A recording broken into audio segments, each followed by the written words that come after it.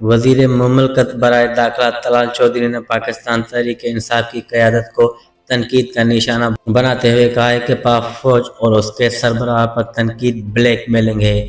ये लोग फिर किसी कांधे के जरिए इक़्तिदार चाहते हैं। अपने वीडियो बयान में तलाल चौधरी का कहना था कि अवाम ने पेशावर में PTI जलसे में उनका हाल देख लिया।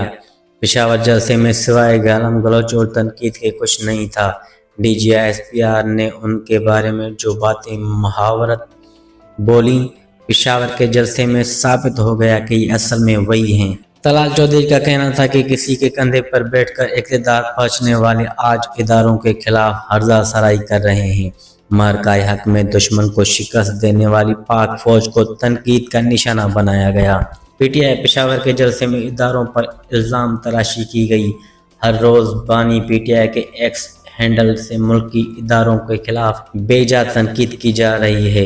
कब तक कोई खामोशी अख्तियार कर सकता है? वज़ीर मुमलकत ने PTI पर कड़ी तनकीद करते हुए कहा कि पाक फौज उसके सरबराह पर तनकीद ब्लैकमेलिंग करने के लिए की जा रही है। ये दोबारा कंधों पर बैठकर इक़्तिदार हासिल करना चाहते हैं। खुद को सबसे ज़रूरी और नागुज़ीर समझने वाला जहनी मरीज़ ही हो सकता है। अब बातचीत की दावत नहीं दी जाएगी।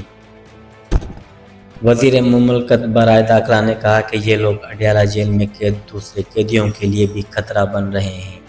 ये अगर अब अडयाला के बाहर तमाशा करेंगे, जेल में कैद दूसरे कैदियों के लिए खतरा बनेंगे, तो कैदी को वहाँ रखा जाएगा जहाँ वो महफूज हों। सौदेबाजों को बताया जाए कि कानून की अमलदारी कैसे होती है। उनका कहना था कि जमात का वो तीरा है कि पाकिस्तान के इदारों पर तनकीद की जाए। ज़हनी मरीज़ कभी भी मुल्क के हक़ में बात नहीं करेगा। ज़हनी मरीज़ से किसी को भी फैज़ हासिल नहीं होगा। कंधे ना होते तो आप तो वज़ीर आज़म भी नहीं बन सकते थे। जो हरीपुर का इलेक्शन नहीं जीत सकते, वो लाहौर और फैसलाबाद में क्या मुकाबला करेंगे।